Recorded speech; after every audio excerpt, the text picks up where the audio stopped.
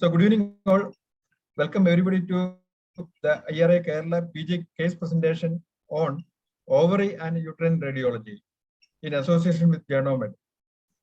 Towards this, I welcome Dr. Gomadi Subramaniam, President Kerala IRIA, Dr. Rijo Matthew, Secretary Kerala IRIA, and Dr. Ramesh Shenai, Program Coordinator. And today, our faculty is Dr. Sunimol. She is Senior Consultant in KIMS Hospital, Trivandrum. I welcome you, Madam. And the coordinator is Dr. Deshmi. She is also Senior Consultant in GG Hospital and Anandaviri Hospital, Trivandrum. I welcome you, Dr. Deshmi. And now over to Dr. Deshmi for the introduction of the speaker, for the faculty. So. Unmute. Rashmi, unmute. A very good evening to all. So welcome back to our academic session. So this month we'll be continuing with the female pelvis, and today we have 4 case presentations from Anandaburi Institute of Research Institute in Trivandrum. We have 3 residents, DNB residents from there, Dr. Roshni, Dr. Jasima, and Dr. Felin. And our faculty is Sunimol ma'am. She's consultant and academic coordinator of DNB Radiology from KIMS Trivandrum. She has completed her post-graduation from Calicut Medical College, and her areas of interest include women's imaging, musculoskeletal, and pulmonary radiology. She had presented papers in national and international radiology conferences, and she is an invited faculty in state-level radiology CME programs. She is a guide for research work DNB since 2015, and she has co-authored various papers in radiology journals. So welcome Sinimal madam to our academic program. Madam has joined, right? Yes. Yeah. Good evening. Okay, welcome ma'am, and over to you ma'am. Okay. Thank you for your nice words, Rashmi. Good evening, ma'am. Vinobal sir. And we'll start with the session. PGs are ready with the cases. We'll go for the gyna cases today, mainly uterine and ovarian pathologies. So we'll straightly go to the cases.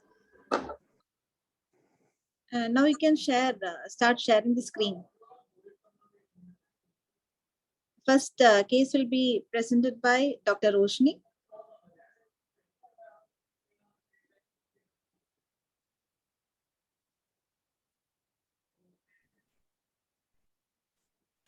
Good evening, everyone. Yeah. Okay. Myself, Dr. Roshni. So I'll be presenting the first case. A 58-year-old female presented with recurrent UTI and burning sensation around the vagina and with associated diffuse abdominal pain. An ultrasound was done which showed a hypoechoic mass measuring 7 into 8 centimeters in the left side of pelvis, and she was advised an MRI abdomen and pelvis. MRI abdomen and pelvis shows a large, well-defined lobulated lesion, which is hypointense on T1, hyperintense on T2, which is measuring about 11 into 7.5 into 6 centimeters, which is noted on the left side of the pelvis. And it is seen shifting the uterus to the opposite side, but it has maintained fat planes with the uterus, bladder, and the rectum. Bilateral ovaries are atrophic and are seen separately. The left ovary is seen anterior and medial to the lesion, but it has well maintained fat planes with the lesion. And the lesion is causing splaying of the iliac vessels, and the external iliac vessels are noted anterior to the lesion. On contrast MR sequence, the arterial phase shows that the left external iliac artery is seen separately from the lesion, whereas the anterior branch of the left internal iliac artery is seen in close proximity with the lesion, with an arc of contact of more than 180 degrees, suggestive of invasion and infiltration. But the posterior branch of the left internal iliac artery is seen separately from the lesion. And the venous phase shows that the lesion is closely abutting the left external iliac vein and compressing it with an arc of contact more than 180 degree, suggestive of invasion. And since the lesion is causing splaying of the vessels and the ovaries are seen separately, the lesion is more likely to be a confluent lymph nodal mass rather than an ovarian pathology, and it is more likely to be a left hypogastric and posteromedial group of external iliac nodes. And the lesion, it is seen in close proximity with the pelvic side wall muscles, but it is maintaining fat planes with the iliopsoas, obturator internus, and piriformis muscle. And the sciatic nerve is seen to exit the foramen and is passing posterior to the lesion, separately from the lesion, suggestive of no invasion. And the lesion is also maintaining fat planes with the other pelvic organs. So since we see a large confluent lymph nodal mass, we need to look for primary in the pelvic organs. So there was a well-defined T1 isointense, T2 hyperintense lesion measuring about 2.5 into 2.5 into 1.5 centimeters, which is noted in the anterior lip of the supravaginal portion of cervix.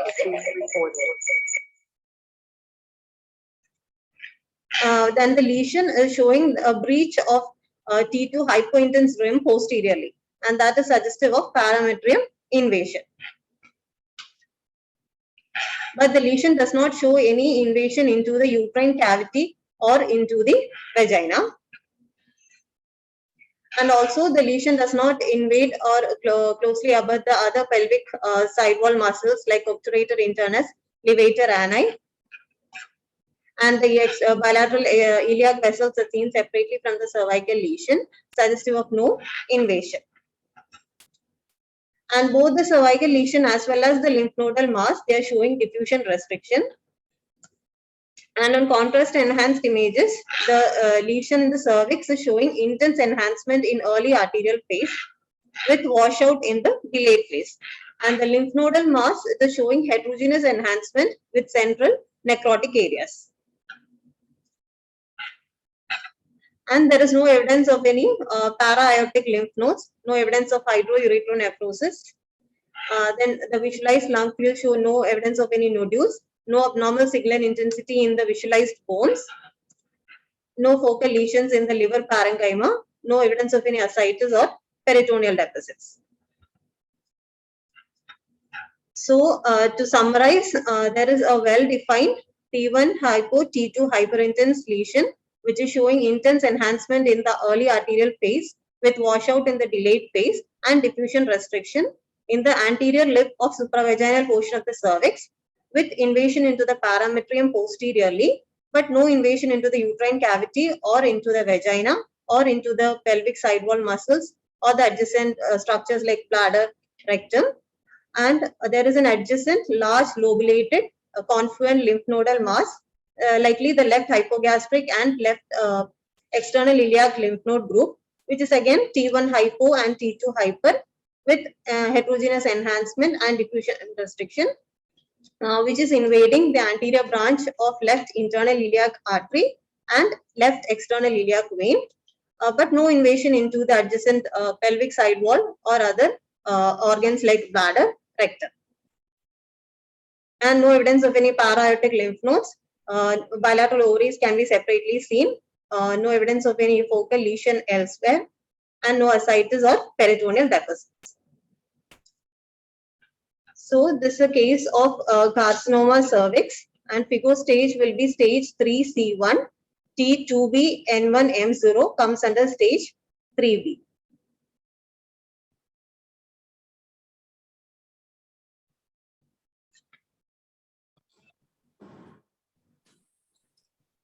Okay. Sunamal ma'am, is that Yeah. right?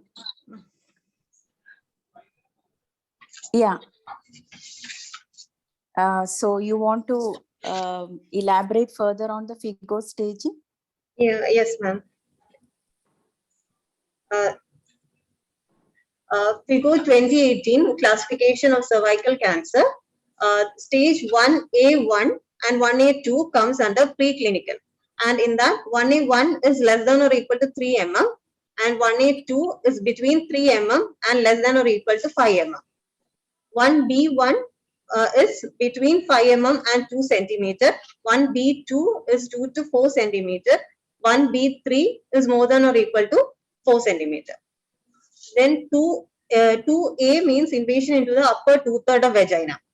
And that is again subdivided into 2A1 and 2A2, less than 4 centimeter and more than 4 centimeter. Then 2B is invasion into the parametrium. 3A is invasion into the lower third of vagina. 3B is invasion into the pelvic side wall. And 3C is invasion into the involvement of the lymph nodes. And it is again divided into 3C1, involvement of pelvic lymph node, and 3C2 is para-aortic lymph node. And 4A is invasion into the adjacent pelvic organs like bladder, rectum. 4B is distant metastasis. Okay, so that is the regarding the figure staging, and since this is confirmed cervical cancer, that is fine. So let's go to the initial presentation of the pelvic mass before you are describing about the cervical lesion. What about the approach to a pelvic mass like that? What all differential diagnosis will you consider? In case of a pelvic mass, as in this case, we need to first differentiate it from whether it is an ovarian lesion or other pathology. But in our case, we can see both ovaries separately with well-maintained fat planes, and also our lesion is causing splaying of the iliac vessels. Okay. The external iliac vessels are noted anterior to the lesion. So that again points towards a extra-ovarian pathology. Okay. Extra ovarian, what will you consider in such a case? A confluent lymph nodal mass.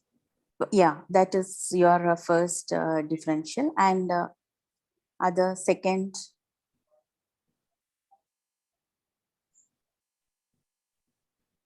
Can you hear me? Yes, ma'am. Any other will you? Any other possibility will you consider? Extra ovarian.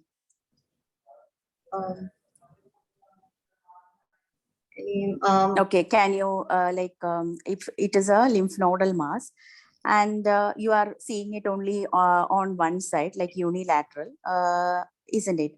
Yes. You suppose lymph nodal mass, what will you think of such a lymph nodal mass first? What pathology? Lymph node, since it is a very large mass, we need to think it is a secondary and we must look for primary. And since that is the training area of the usual pelvic malignancies, we need to look for malignancy in case of female in the uterus, vagina, cervix, and also in the anal rectum. Okay. Okay, fine. So you considered secondary, like metastatic lymph nodal mass. What about primary lymph nodal mass? Will you consider lymphoma? Lymphoma. Yeah. In our case, there are no other lymph nodal. Yeah. So that is the point in seeing only a unilateral mass, isn't it? Other than lymph nodal, should we consider any other possibility? Any extra ovarian masses? Can it be just a metastatic deposit in the peritoneal space? Very close to the ovaries. It be an extra bowel related mass. Bowel related. Yes, but here you are not seeing any abnormal bowel loops there. No bowel wall thickening, isn't it? Yes. Like suppose you are approaching this in the initial investigation like an ultrasound. That's why I asked that question. Okay, so you were so most like you can narrow down this to a lymph nodal mass, which you maybe most commonly metastatic lymph nodal mass, as you said, the pelvic malignancies, and then you found out the lesion in the cervix also, right? Yes. Okay, so in this case, you have shown all the sequences in MRI with the diffusion and the contrast sequences. So suppose you are not in a position to give a contrast, or patient is not like a chronic kidney disease, contraindicated for a gadolinium contrast, and you have to proceed with the plain study. What all sequences will be helping you to arrive at a diagnosis? The most important sequences? Diffusion restriction is positive in our case. That is a point towards our diagnosis. And usually CA cervix is a T1 hypo, T2 hyperintense lesion with diffusion restriction.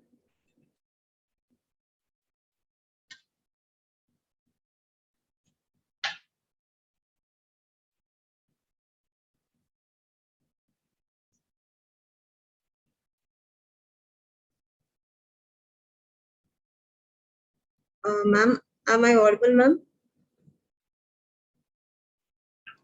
Yes, Roshni, I think. Sunamal ma'am, are you there? Yes, connection, there was a problem in between. So, Dr. Fatima, could you hear me? Yes, Could you Roshni. hear the question? Yes, ma'am. Okay. Ma'am, Roshni. this is a T1 hypo, T2 hyperintense lesion with diffusion restriction. So that points Yes. towards the Yeah, so my question is non-contrast sequences, which all sequences will help you characterize a cervical lesion or any pelvic malignancy? we take Can you T. hear? Yes, ma'am. T1 weighted axial sections, T2 weighted axial section. Then we take oblique coronal, oblique axial oblique section with in this case we have to take perpendicular to the endocervical canal for better Okay. delineation of the lesion, and then Yeah. diffusion restriction. If it is showing diffusion restriction, it is a point favoring malignancy. Yeah. Diffusion. So one most important sequence is diffusion restriction. Other than that, among the usual sequences, what will help you? Which sequence will help you? T2 T1, T2. T2 hyperintense lesion. Yeah, T2, especially the high resolution T2 sequences, isn't it? The 3D sequences, T2 HR sequences. When you are not in a position to give contrast, the T2 sequences will help you characterize along with the diffusion sequences. Okay, so one more question regarding the lymph nodal mass. Since in this case, you have got a large lymph nodal mass. Suppose you are seeing very small lymph nodes along with a cervical lesion which is suspicious for a malignancy. How will you characterize the lymph nodes? How will you determine whether it is a pathological possibility for a secondary metastatic lymph node, or is it just reactive nodes? How will you analyze such lymph nodes? The size criteria is 1 centimeter, and then the shape, a rounded shape favors more of a. Okay, so is the size criteria important? Size criteria is important, ma'am. 1 centimeter is the cutoff, and the shape, if it is rounded, it more points towards a malignancy. Then the lesion and the lymph nodal mass will have similar diffusion restriction and similar contrast enhancing picture. And then cluster lymph nodes and lymph nodes with irregular borders are all Okay. favorable. Yeah. So actually, the point what you said is the size criteria 1 centimeter cutoff, that is important. But even in a subcentimetric lymph node, if the points, as you elaborated, the irregularity, the round shape, the enhancement, the presence of diffusion restriction makes you more suspicious rather than the size. Okay. And also, the diffusion restriction, regarding the diffusion restriction sequence, often we may not be able to identify whether it is signal loss is there or not. Usually we'll see hyperintense in the B800 or so in the diffusion sequence, but the corresponding signal loss we may not be able to analyze. That's what happens in the pelvic lymph nodes usually. Okay, so that is regarding the lymph nodes. And what is the, suppose there is a, this is a primary cervical malignancy. Suppose there is an endometrial lesion and you are suspecting a cervical involvement. What is the MRI feature will help you, which helps you to say whether there is cervical invasion or not? Extension of the lesion with signal Did you get intensity. the question? Extension of lesion with signal intensity changes in the cervix.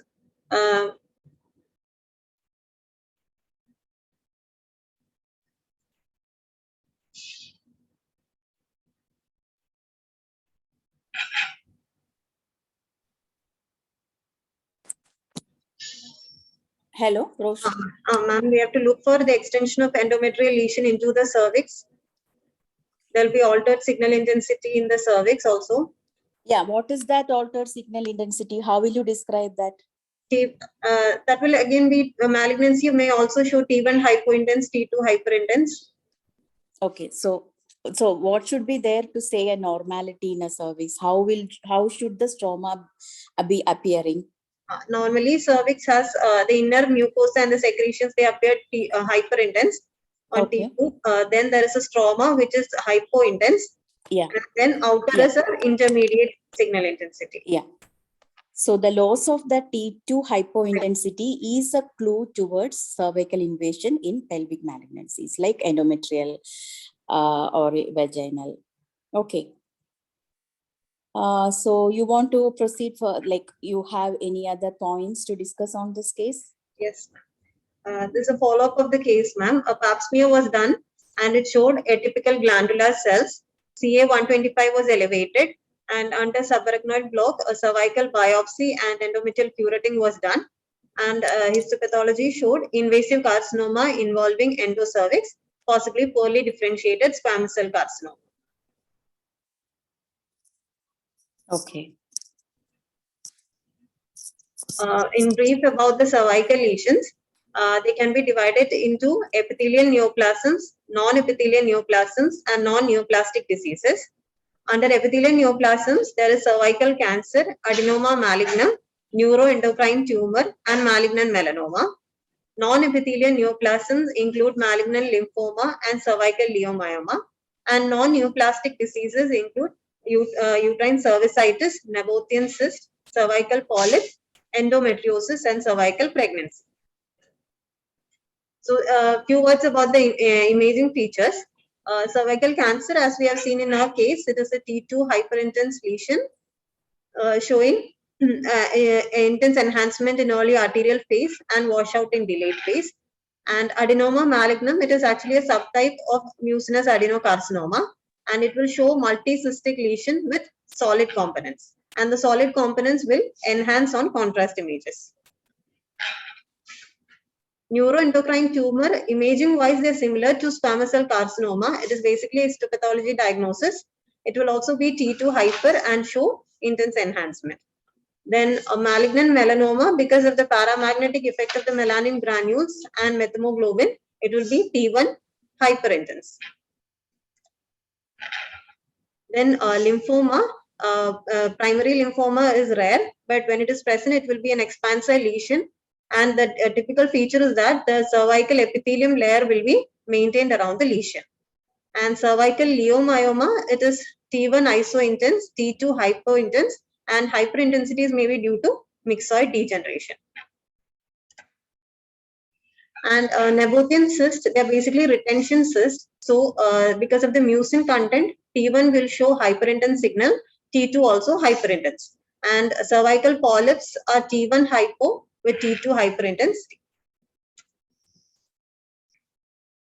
Let me ask one question which has come up in the question answers box, like how to differentiate from broad ligament fibroid. Fibroid, broad ligament. Broad ligament fibroid. I think the question is with respect to the lymph nodal mass. How to differentiate from the broad ligament fibroid, the nodal mass which we saw on the left side close to the iliac vessel. So how will you explain that? Leiomyomas are usually T1 iso-intense and T2 hypo-intense. There can be Yes. hyperintensities if there is myxoid degeneration, and there will Yeah. not be any diffusion restriction. And usually leiomyomas show homogeneous enhancement. Yes, and in this case, there is you had described that there is playing of the vessels also. Yes. We saw, isn't it?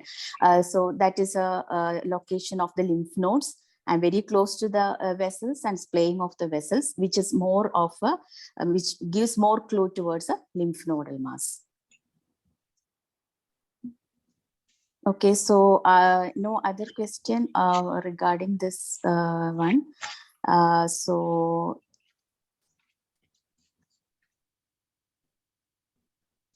Okay, you have explained the case, presented the case, and also discussed the DDs also well. So we'll go to the next case then. Are you presenting or any? Yes, ma'am. Second case. Okay, proceed. 72-year-old female presented with postmenopausal bleeding for 4 months. An ultrasound was done, which showed a well-defined 6 into 4 centimeter mass with increased vascularity noted in the upper vagina. So she was advised an MRI abdomen and pelvis. MRI abdomen and pelvis shows a well-defined lesion, which is measuring 7 into 6.5 into 6 centimeter, which is T1 iso-intense, T2 hypo-intense with few hyperintensities noted within, and the lesion is seen arising from the right lateral wall of vagina. It is expanding the vagina and reaching up to the introitus. And we can see the T2 hypo-intense rim is maintained all around the lesion. And here the uterine cavity and the cervix are seen well separately from the lesion. And the lesion is pushing and shifting the cervix to the opposite side. And this lesion is causing impinging on the pelvic sidewall muscles, the right obturator internus, but it does not have any abnormal signal intensity, and it is maintaining fat plane with the lesion, and also it is closely abutting the right levator ani muscle also. And here bilateral ovaries are atrophic and can be seen separately.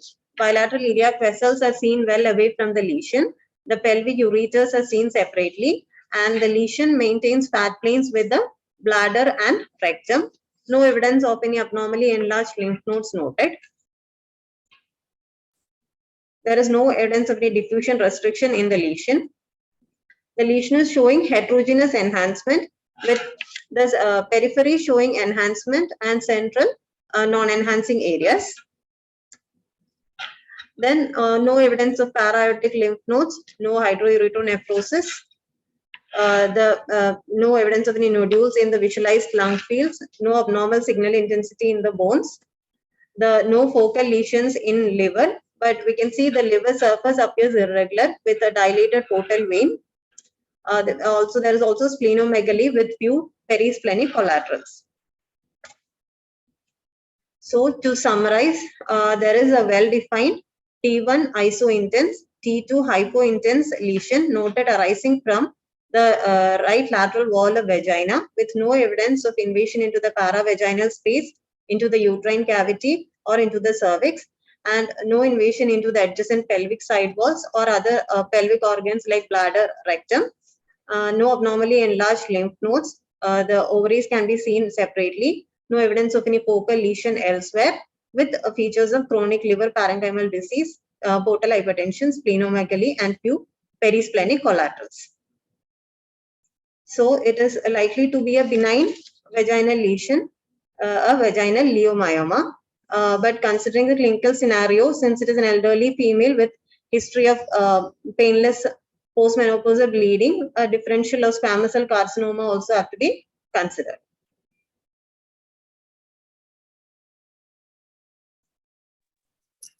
Okay, so these images are very well demonstrated the lesion, and like it is good that it is picked up in ultrasound also. So as you described, the signal characteristics favor a leiomyoma, and of course the differential should be a neoplasm, and any other vaginal masses like extrinsic vaginal lesions you know of?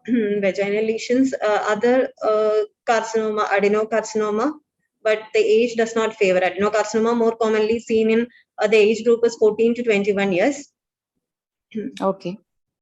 Then other lesion, rhabdomyosarcoma, but More age group, and it is more expansive lesion with intense heterogeneous enhancement. okay. And then other benign lesions can be vaginal lesions are all the more rare lesions, and in that there can be paraganglioma, but paraganglioma it is a intensely enhancing lesion, unlike this. Have you heard about tailgate cyst? Not exactly a lesion like this, but have you read about? No, ma'am.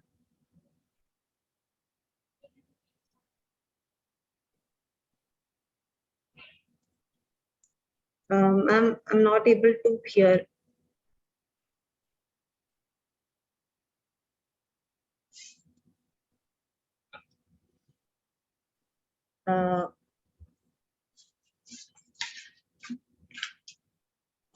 I think there is a connection problem. Cinnamon ma'am, are you there?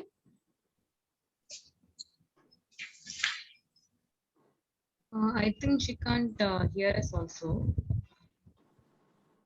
Oh.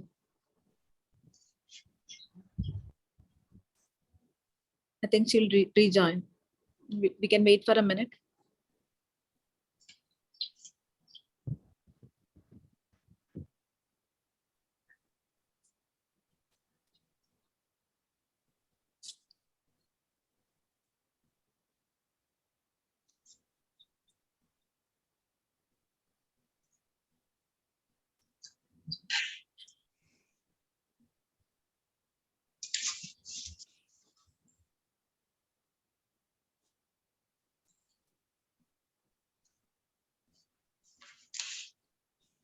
Soumya, is she online? Hello? Ma'am? Okay. Yes. Yeah. Yes. Now again. Not audible? And now you're audible. Now in between, Okay. like we're completely lost. Oh, okay. So I was telling about the some messages in the chat box regarding the tailgate cyst, the hamartomas of rectum, the lesions seen in the presacral space of female. Those lesions can be considered if lesions are limited to the presacral space, isn't it? Yes, ma'am. And but in this case, it is extrinsically from the lateral wall of the vagina, and the vaginal wall is also involved. So, and the MR characteristic also favor leiomyoma. So, what you have described is right, and you have to consider a squamous cell carcinoma also, and no lymph nodes, isn't it? Yes. What further? What investigation was done? Any biopsy was done? Yes, ma'am. Hysterectomy was done, and in this was an intraoperative lesion was enucleated, and the histopathology came as leiomyoma of the vagina. Okay. How common is it? Vaginal lesions are rare, and out of that, most common is leiomyoma, and the other vaginal lesions, the other benign neoplasms include leiomyoma, paraganglioma, and endometriosis. And the malignant lesions include squamous cell carcinoma, adenocarcinoma, melanoma, sarcoma, lymphoma, rhabdomyosarcoma, and other lesions may be a congenital lesion, cyst, inflammatory infectious lesions, post-operative and post-radiotherapy findings. Briefly about the imaging features. In hydrocolpos, it is a grossly distended vagina containing a simple fluid. That is, it will be T1 hypointense and T2 hyperintense. And in hematocolpos, it is a grossly distended vagina with hemorrhagic fluid. So it will have a intermediate signal intensity in T2. Then the cystic lesions can be Gardner-Cyst and Bartholin cyst. And the differences are that Gardner-Cyst, it is usually seen in children, Bartholin cyst in reproductive age group. Gardner-Cyst, they are seen at the level of pubic symphysis, but Bartholin cyst at or below the level of pubic symphysis. Gardner-Cyst are usually larger than Bartholin cyst, and both of them will be T1 hypo and T2 hyperintense lesion with no contrast enhancement. In an infectious disease can be an example is candidiasis, and there it will be a serpiginous mural thickening of vagina will be seen. And in endometriosis, the T1, T2 will be seen. T1, we can see hyperintense lesion, in this case in the posterior vaginal wall. And also there is a large endometrioma posterior to the uterus. And post-operative and post-radiotherapy changes can be enhancing edematous thickening of vaginal wall. And a leiomyoma, as in our case, it will be T2 hypointense lesion with few hyperintensities, and it will usually be homogeneous enhancing. And a paraganglioma, it is again a T2 hyperintense lesion with intense contrast enhancement. And coming to the malignant lesion, metastases are more common, and this is an example of a cervical carcinoma metastasizing into the vagina. And again, it is a T2 hyper with heterogeneous contrast enhancement. And a squamous cell carcinoma, it is an irregularly thickened vaginal wall with heterogeneous enhancement. Adenocarcinoma is similar to the squamous cell carcinoma with the T2 hyper and uniform enhancement. And the rhabdomyosarcoma, it is usually an expansile lesion with heterogeneous enhancement.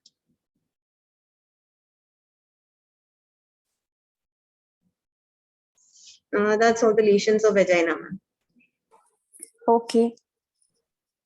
So that was also a nice case, and the images were also good, both cervix and vagina. So let's go to the next case. Thank you, ma'am.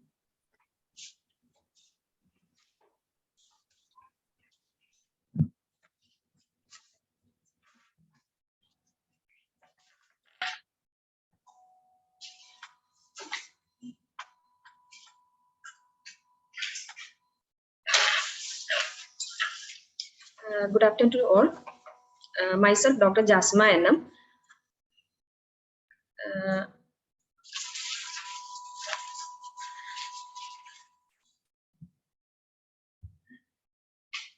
I am presenting the case of 32-year-old female presented with right lower abdominal pain for 3 months duration, and ultrasound was taken, shows right ovarian complex cyst of size 6 × 5 cm. MRI abdomen and pelvis was taken. On axial T2 weighted image shows a well-defined lobulated hypointense lesion of size 7 × 6 × 5 cm noted in the right adnexa. The lesion has a well-defined T2 hypointense capsule and central T2 hyperintensity suggestive of cystic degeneration. On axial T1 weighted image shows an iso-intense lesion. There is no fat or hemorrhagic intense area noted in this lesion. There is no diffusion restriction on diffusion weighted images, and the lesion shows heterogeneous contrast enhancement on IV contrast.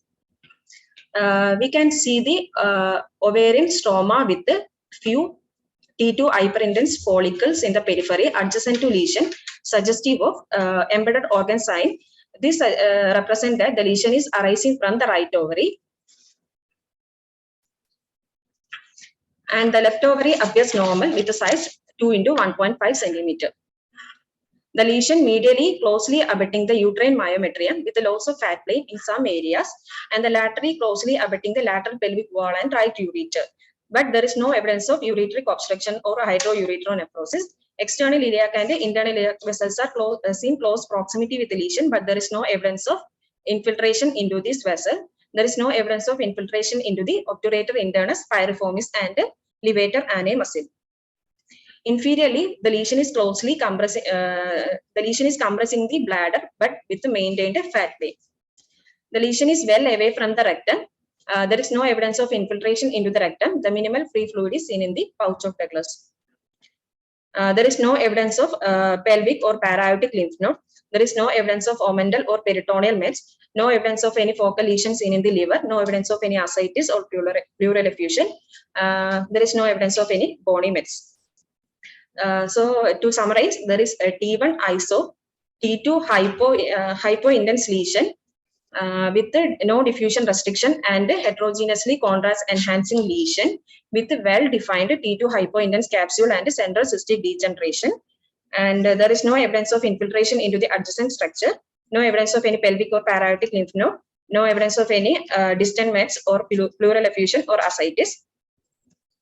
So the embedded organ signs suggestive that this lesion is arising from the right ovary, and the well-defined capsulated nature suggests that it's a benign tumor, and the signal intensity correspond to fibrous tumor. So most likely diagnosis ovarian fibroma, and it has a dark T2 and dark DW. So ORAD's MRI score is 2. She underwent right ovariotomy, and per operative findings include a firm solid lesion arising from the right ovary of size 6 into 6 centimeter. So here is the intraoperative image. So shows a well-defined capsulated mass arising from the right ovary. We can see the fallopian tube and uterus. So histopathology came as cellular ovarian fibroma. The differential diagnosis, the close DD of ovarian fibroma is broad ligament fibroid. But in this case, we can exclude this because the embedded organ signs suggest that it is a ovarian origin. And another DD is Brenner's tumor. It's a rare benign solid tumor of the ovary. The differentiating feature from the ovarian fibroma is amorphous calcification, the presence of amorphous calcification and moderate enhancement in IV contrast, whereas ovarian fibroma is a hypovascular and less enhancing than Brenner's tumor.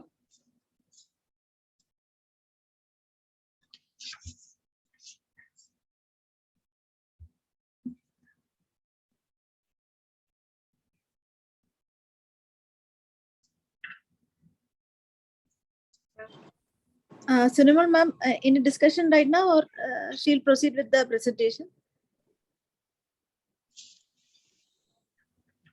I think Jasmine, you can proceed with your presentation. Okay. So here is the latest ORAD's Mri Stratification Score. We can simplify as the ovarian mass can be classified as cystic and solid masses. The unilocular cystic masses can be either ORAD scores 2 or 3. Depending on the wall enhancement. If there is no wall enhancement, the score will be 2. If there is wall enhancement with a simple or endometriotic content, the score will be 2. With the hemorrhagic, proteinaceous or mucinous content, the score will be 3. If there is a multilocular cyst, the score will be 3. And the lesion containing lipid with no enhancing solid tissue, the score is 2. The lesion containing lipid with enhancing solid tissue, the score will be 4. Then under solid lesion, the dark T2, dark DW, diffusion weighted image, the score will be 2. Then depending on the time intensity curve on DCE MRI, that is the signal intensity is plotted against time. The time intensity curve of lesion is compared to that of myometrium. If the lesion shows as weak and progressive enhancement than myometrium, this type of curve is type 1. And if in type 2 curve, the lesion shows moderate enhancement than myometrium with a plateau. And in a type 3 curve, the lesion shows early and strong enhancement than myometrium with a steeper curve than myometrium. This type of curve is type 3. So if the lesion with the type 1 curve, the ORAD score is 3, and type 2 curve, the ORAD score is 4, and type 3 curve, the ORAD score is 5. On non-DCE MRI at 30 to 40 seconds, the enhancement of the lesion less than that of myometrium, the score will be 4. And the enhancement is more than that of myometrium, the score will be 5. So here is some example. T2 weighted image shows normal ovary, suggests that this will be ORADS 1. So T1 weighted image shows an hyperintense lesion with which gets suppressed in T1 fat saturated images, suggests that fat containing lesion without a solid component, suggests that it's a ORADS 2. Axial T1 weighted image shows a hyperintense lesion which is not suppressed in T1 weighted fat saturated images and shows contrast enhancement, suggests that unilocular cyst with hemorrhagic content. So it will be come under ORADS 3. Here the solid cystic mass, whereas the solid component shows enhancement but less than that of myometrium, and time intensity curve shows a type 2 curve. So this will be come under ORADS 4. Here another solid cystic lesion with the solid area shows obvious enhancement than myometrium, and the time intensity curve shows type 3 curve. So this will be come under ORADS 5. So other T2 hypointense lesions include endometrioma.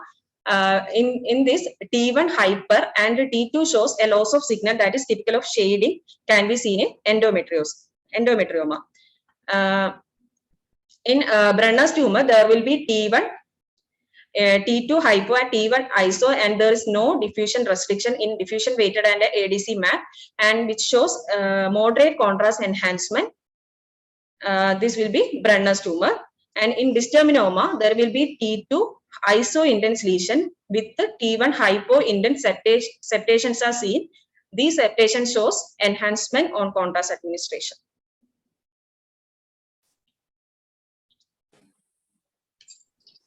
Okay, so you have beautifully described the lesion and all the DDs also you have discussed, leaving no question to ask. And even the ORADS, MR ORADS also you have described. So this is the most characteristic feature in this is T2 hypointensity, isn't it? Yes, Without much, without a, means with a contrast enhancement, yeah, no diffusion restriction.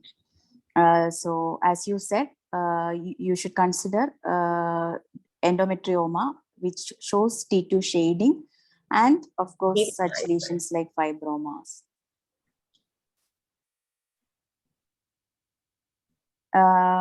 So what are the other features of fibromas? Like how common is it? It's the most common benign solid tumor of ovary.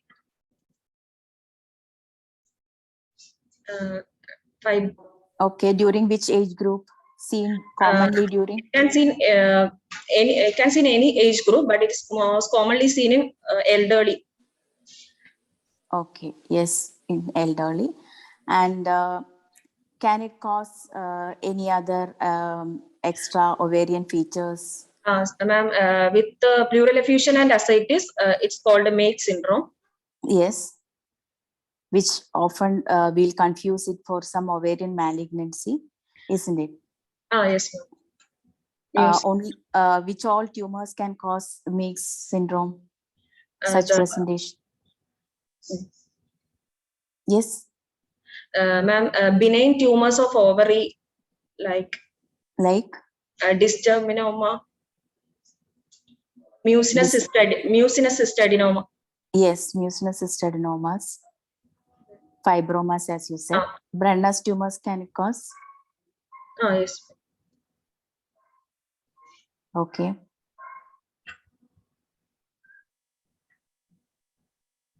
This you had discussed about the post like this surgical excision was done, surgical removal was done.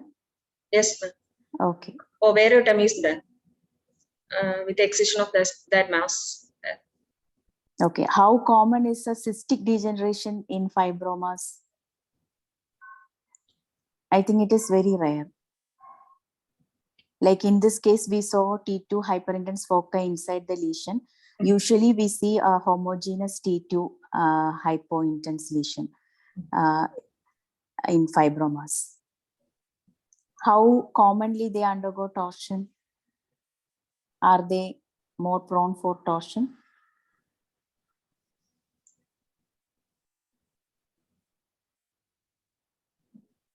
Yeah, it's like any other, like any other ovarian tumors. It can cause ovarian torsion also. Okay. Okay, so we'll proceed with the next case. You are presenting? Okay, next person.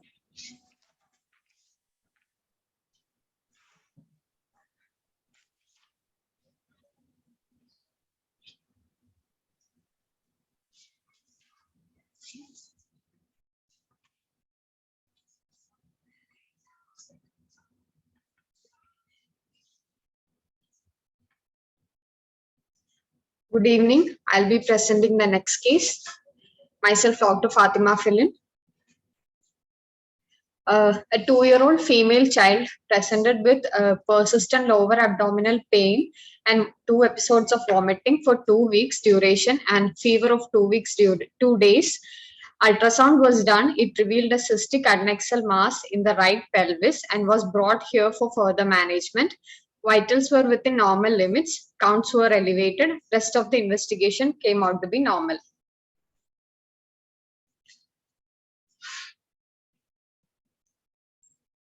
The axial T2 weighted imaging.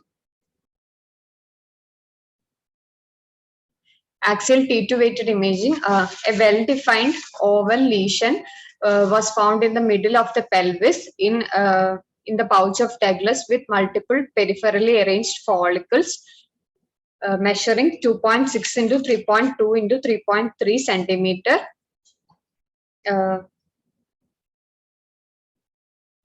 This is the axial T1 weighted imaging.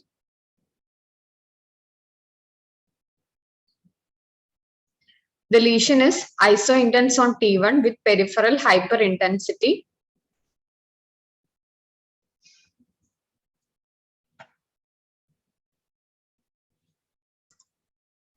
And hyperintense on T2. This is the peripherally arranged follicles. And it showed blooming in gradient echo sequence and hyperintense on STIR. No contrast enhancement suggestive of a hemorrhage. We can see a thickened twisted pedicle on T2 weighted image, and it was hyperintense on T1. The lesion was indenting the urinary bladder inferiorly. The right ovary was not separately visualized, and owing to the presence of follicle, we can conclude this is the right ovary. And the right ovary was seen indenting the urinary bladder inferiorly, the sigmoid colon laterally, and the slit-like normal uterus is seen anteriorly. The fat plane between them was normally seen, and there is no internal septations or any cystic lesion or any solid components or any papillary projections within. The left ovary is normally seen measuring 1.1 into 1 centimeter. There was no free fluid in the pelvis, no ascites, and no lymph node enlargement. To conclude the case, it's a 2-year-old female child who presented with persistent lower abdominal pain, vomiting, and fever of 2 weeks duration, and she came with or ultrasound was done. It revealed a cystic adnexal mass on the right side of the pelvis.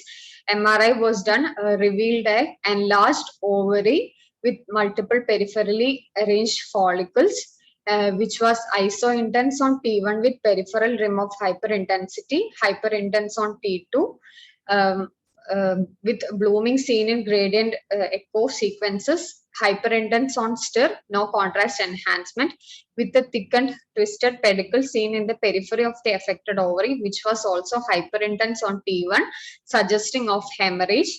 And so the child had a torsion of the right ovary with gangrene. So You have not included the USG image, right? Ma'am, it was done from outside. Okay.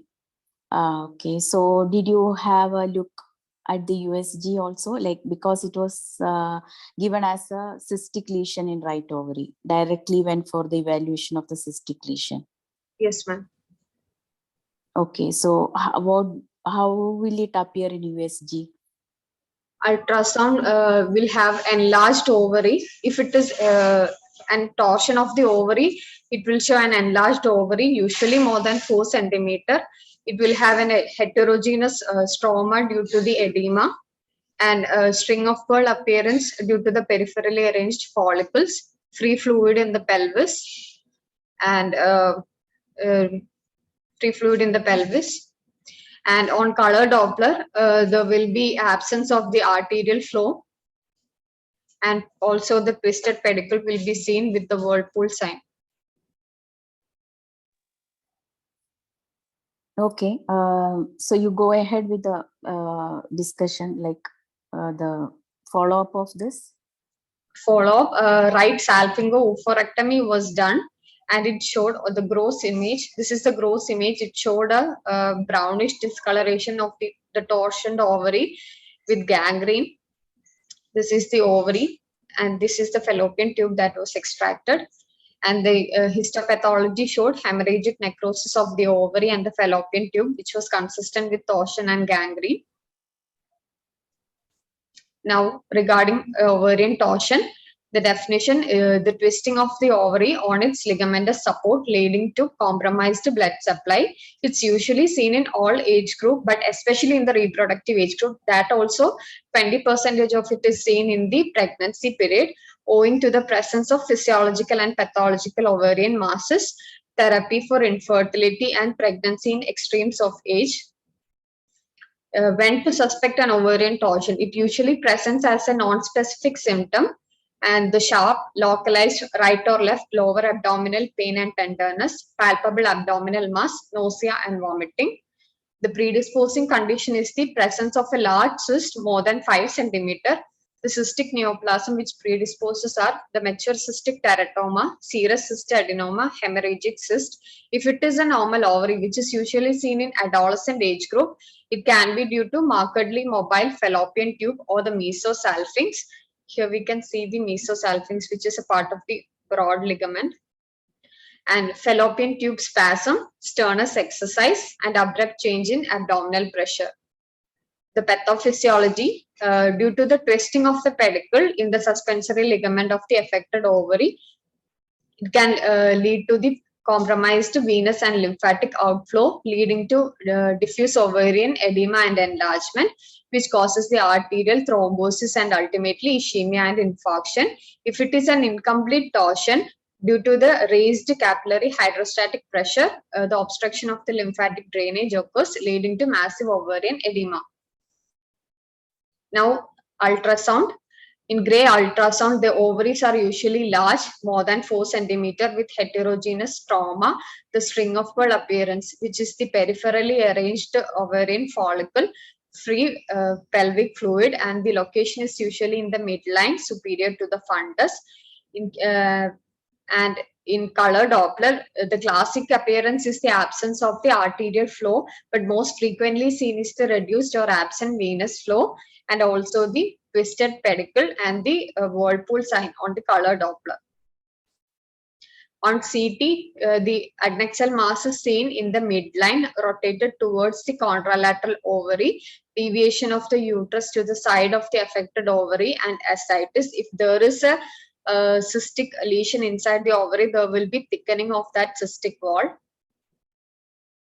Now, MRI will show a thin rim of high signal intensity without contrast enhancement, suggestive of hemorrhagic infarction, and T2 will have low signal due to interstitial hemorrhage.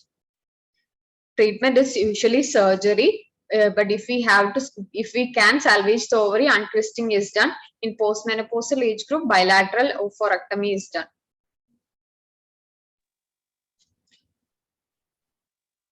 Okay, so you have shown the MRI images and which is suggestive of torsion, and it was surgically also it was proven, and this was a normal ovary. There was no Yes. cyst or mass in the ovary, right? The normal ovary twisted, That's normal. isn't it?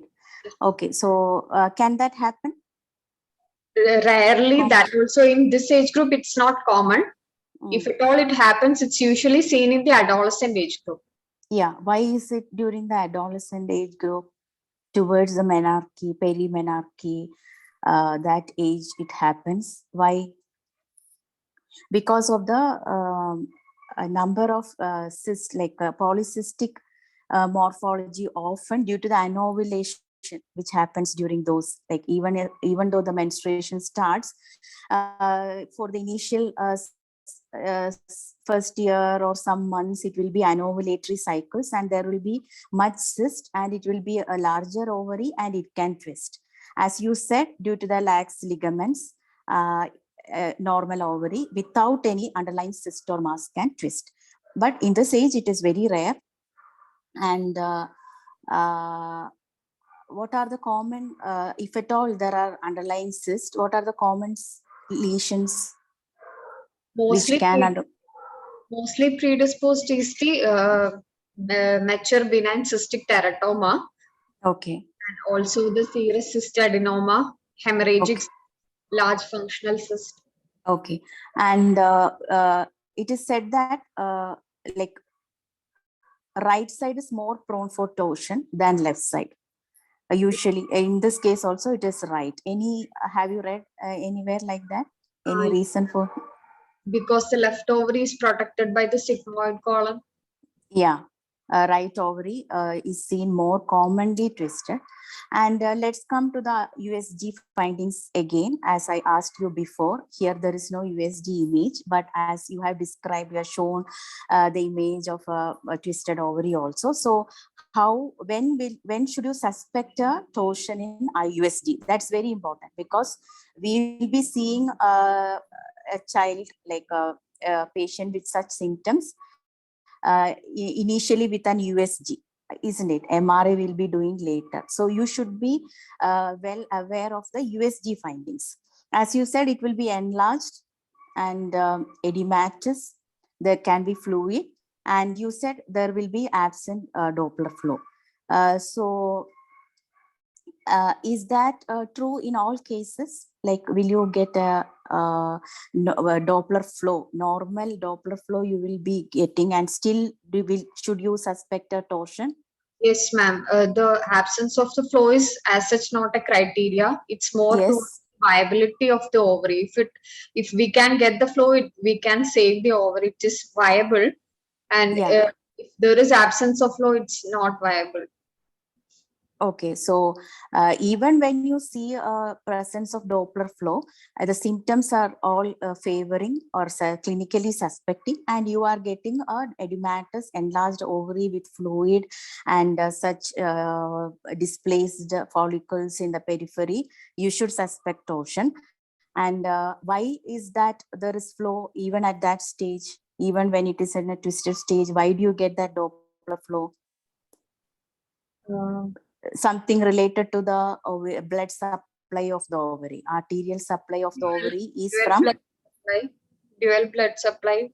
Yeah. One from the both ovary. From uterine and ovarian. So it still will be getting the supply, but because of the torsion, the venous engorgement will be there, and the symptoms may be due to that. And as you said, it can be salvaged when you are diagnosing it early. So radiologists have a very good role, a crucial role to play in the diagnosis and the early treatment. Okay. So in this case, left ovary was normal and there was no underlying cyst also, right? And in a 2-year-old, can you see the follicles about the normal appearance of ovaries in 2 years? This is 2-year-old child, right? Yes, ma'am. So how will be the normal, or even in children less than 2 years, how will be the ovaries appearing on USG? Will you be able to see the follicles? How big will be? The ovaries. The volume is approximately 1 cc. Okay. Follicles. Neonatal ovaries, have you seen? Can they show follicles? Can they show cysts, neonatal ovaries? Yes, we can see the follicles. Like you will at once you will doubt that they are enlarged and they are having cysts, but because of the maternal hormonal influence, we will get we will be able to see at almost 1 cc or 1 cc or more than that volume ovaries with multiple follicles, and sometimes you can see cyst also, even in neonatal period, even less than 2 years. Also you can see, and suppose you are seeing a cyst, clear cyst without solid components, without a hyperechoic foci of fat, you are seeing clear cyst with thin septae, how will you proceed further? What will you advise regarding the next imaging? Will you go for a CT scan? Will you go for an MRI? What will you advise? If it is a clear cyst with thin septation, it's more likely a serous cyst adenoma. And the next step is to go for an MRI. Suppose it is very it is 2 centimeter or less than 2.5 centimeter. Will you go for an MRI? No. Up to 10 centimeter, it's normal. Functional up to 10 centimeter can be seen. Okay, up to 10 centimeter, that is it's very the upper limit, isn't it? So once it crosses 3 centimeter, you have to be cautious. But still, in children and in neonates less than 2 years old children, you can always suggest a USG follow-up. You can have a USG follow-up. Don't go for further imaging, especially a CT. You should not advise.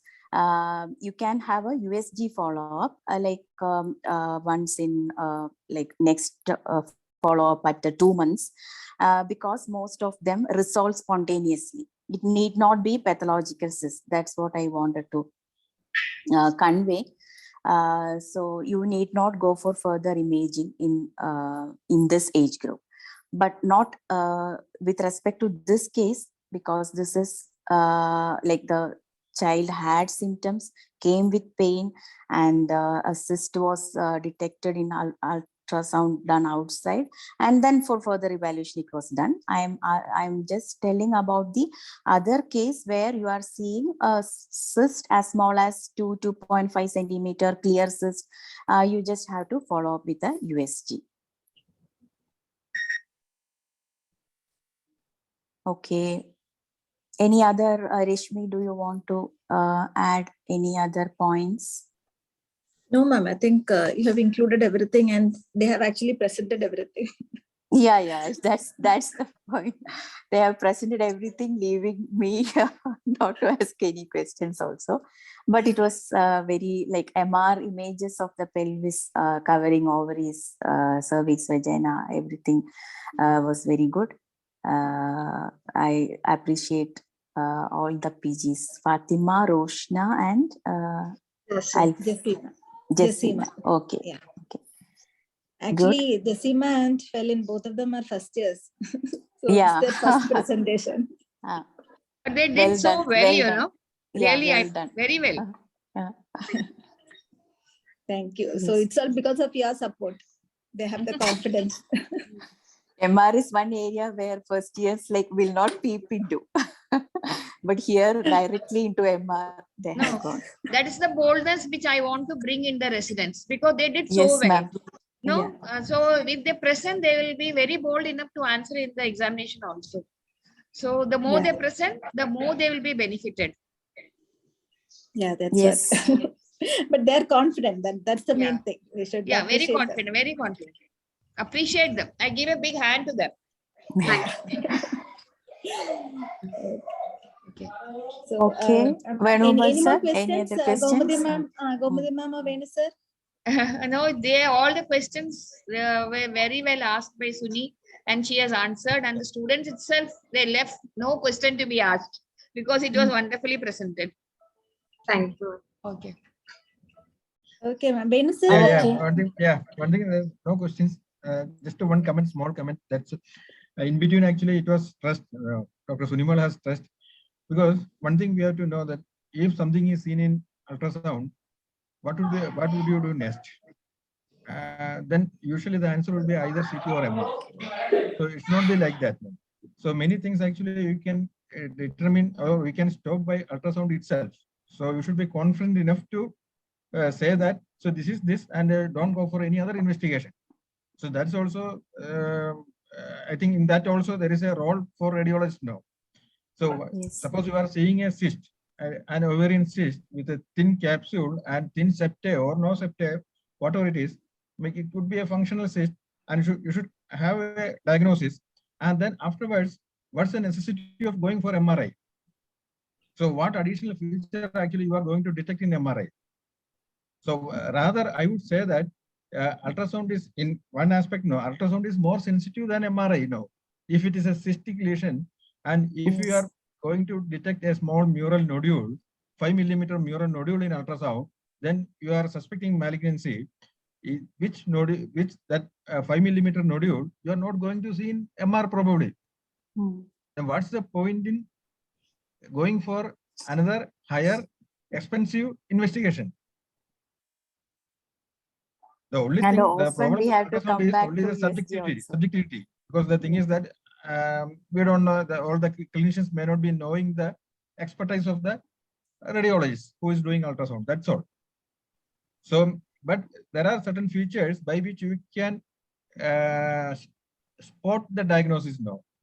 Like some examples are there. One thing, uterine fibroid. Second is ovarian fibroma. Okay. And then ovarian dermoid cyst. And then endometrioma. So all these are ultrasound spot rates. So you don't have to go for any other investigation. Okay. So then straight away they can do laparoscopy and they can intervene. So like that, actually, one should be confident enough to say this is this in ultrasound. Okay, that's all. Anyway, nice presentation. Well presented. Well questioned. Thank you very much.